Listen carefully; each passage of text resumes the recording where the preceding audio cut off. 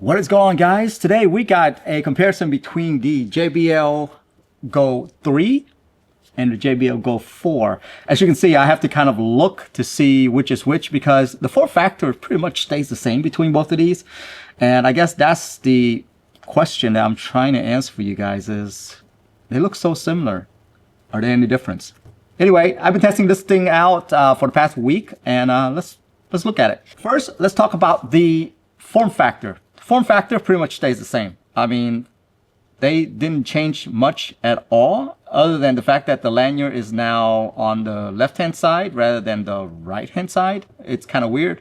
Buttons are still up on the top there. Obviously, it's not a mesh design anymore. Still got the big JBL logo at the bottom. You still got some rubber feet back as well. And also charging ports. Charging ports is still on the side right here. And on this side, this is where I think you're gonna see the biggest difference in my opinion. There is an extra button. Power button, Bluetooth is still there with the light saying that it's on. Now there is this extra button right here. Honestly, you don't even need to use that button, but I'm gonna go into that in a little bit. The size difference between these is, there's no difference, guys. I mean, you're getting the smallest Bluetooth speaker that you can get from JBL right here. And if you're looking at weight, so this is the 3. Weight is 206 gram, and the 4 is actually lighter, 198 grams. So yeah, the 3 actually is heavier. With it being lighter, they still cram one extra piece of tech into the 4. So as I mentioned earlier, there's an extra button right here. What it does is that it connects you to another Go 4 or a Clip 5. Any new JBL speakers that have this button right here. And what you do is you go into your app. So right now I have a Clip 5 attached and also a Go 4, which is this one right here. You can actually create a stereo environment out of that, connect both speakers together, and when you play music, it streams to both at the same time. Essentially what that means is that they probably updated the chip in here so that now it can handle receiving, sending, I don't know what you want to call it, to 2 speakers. So it's great. It's awesome right there. Obviously it works on my iPhone, Android. It's probably going to be the same thing because the tech is really inside of the speaker itself. Anyway, we'll test that in a little bit, but first, let's go ahead and do a sound test between the Clip 3 and the Clip 4. So the first speaker that we are going to try out, which one are we going to try out? The Go 3. That's the winner, guys.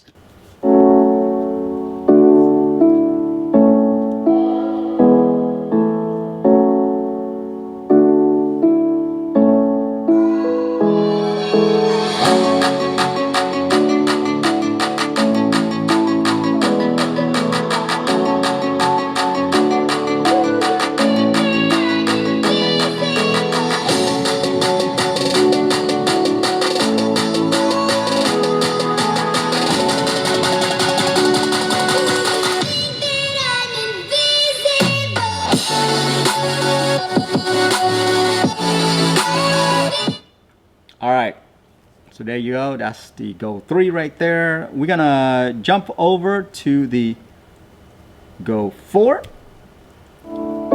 By the way, both of these volume are about 80%.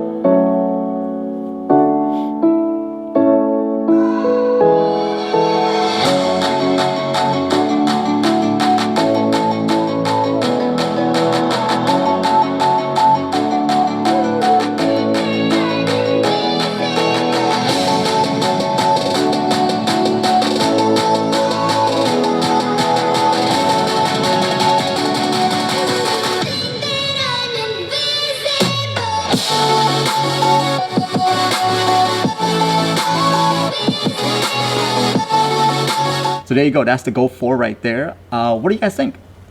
With me, I'm sitting behind the speakers and I can definitely tell that the Go 4 is definitely a lot louder than the Go 3.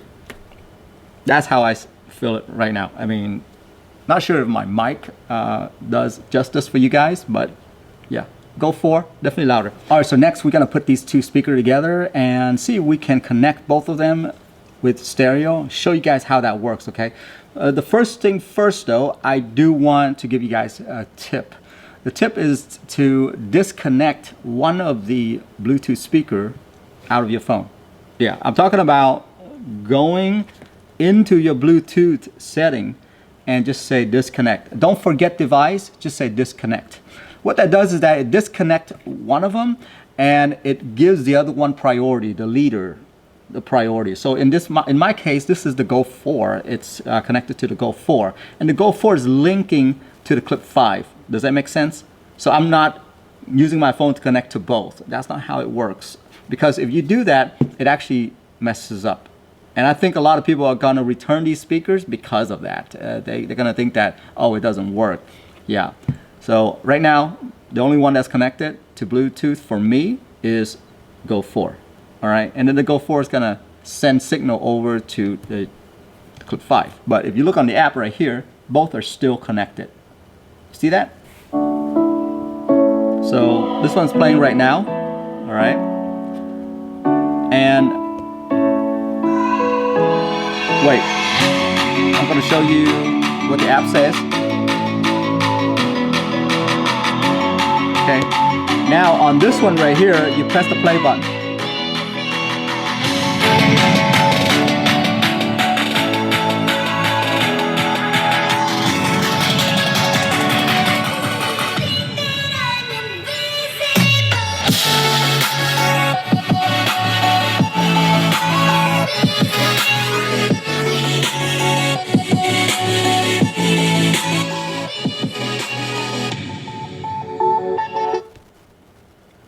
So you see that?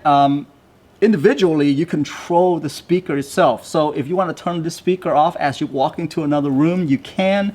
It's really a cool feature. It's just that you got to know, disconnect the Bluetooth on one of them so that it doesn't get staticky and disconnect and all that good stuff. That's what I was experiencing. But I didn't realize that I had to do that. But after I disconnected, it sounds good. Control is great. I press play and it just plays. Yeah, it just works.